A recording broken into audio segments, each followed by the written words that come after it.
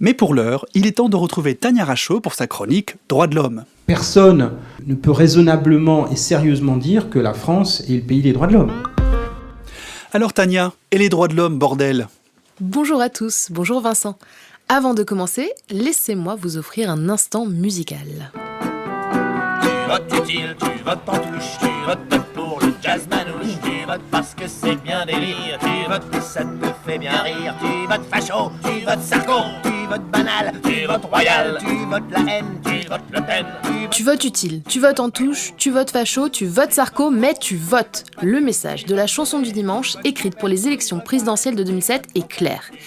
Et peut-être que ce message a été entendu puisque le taux d'abstention des dernières élections pour les européennes en 2019 était de seulement 50%. Bon, seulement avec de grands guillemets, parce que ça n'est pas idéal, mais c'est mieux que les fois précédentes. Et dans ces 50%, il y a les prisonniers qui ont voté. Mais oui, les prisonniers votent. Quel que soit le motif de condamnation, une personne en prison ne perd pas ses droits politiques. Sauf bien sûr si elle est expressément privée de son droit de vote, ce qui est possible pour quelques infractions sur décision d'un juge.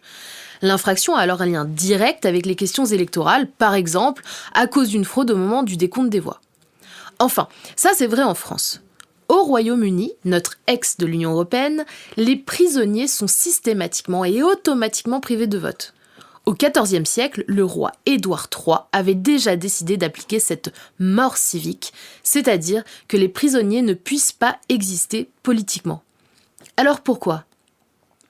Les arguments présentés par le Parlement britannique en 1983, lorsqu'il a intégré cette mort civique dans une loi formelle, étaient de dire que pour la durée de leur incarcération, les détenus condamnés perdent leur droit de peser sur la manière dont le pays est gouverné.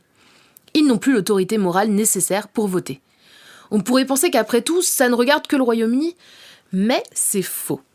S'il a effectivement quitté l'Union européenne, il reste un membre du Conseil de l'Europe et a ratifié la Convention européenne des droits de l'homme.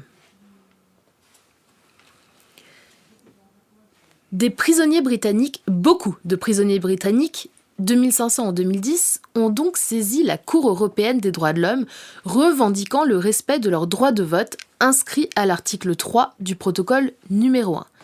Et cette interdiction automatique n'a pas plu à la Cour européenne des droits de l'homme, qui a condamné le Royaume-Uni de nombreuses fois pour ce motif. La Cour estime d'abord que les élus doivent représenter tout le peuple, y compris les prisonniers. Ensuite, même si elle admet qu'il soit possible pour cette raison d'interdire le droit de vote, elle s'oppose néanmoins à l'automaticité de cette interdiction. C'est une des raisons pour lesquelles le Royaume-Uni est aussi fâché contre le Conseil de l'Europe et la Cour européenne des droits de l'homme, qui l'accuse de dépasser les limites de sa compétence. Peut-être que ce cas a servi de leçon à la France, qui, bien que n'interdisant pas le vote, le rendait assez difficile en pratique, parce que peu de prisonniers établissaient des procurations. En France, il y a 50 000 prisonniers en capacité de voter. Une expérimentation a été lancée aux dernières élections européennes sur 10 000 d'entre eux pour qu'ils puissent voter par correspondance. Une expérience réussie avec un taux de participation de 84%.